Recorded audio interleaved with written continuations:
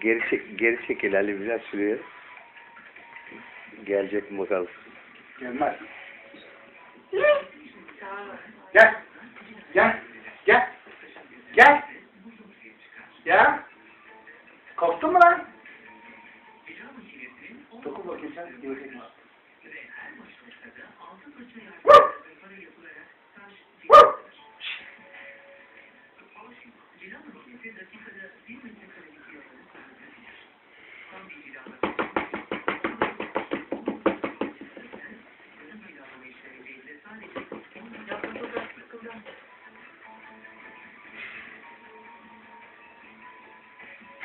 Yavrular. Yürümüyor.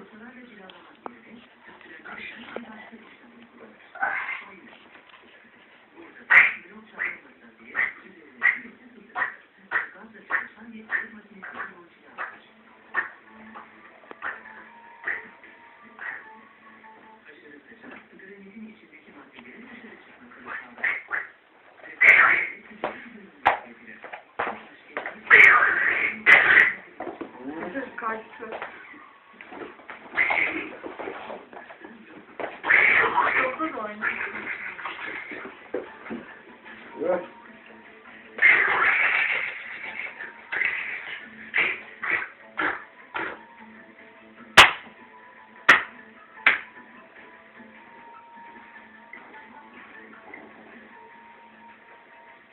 Granitin yapım işleminin bu kadar uzun olması, hem taşın bu kadar güzel ve şık durmasını hem de uzun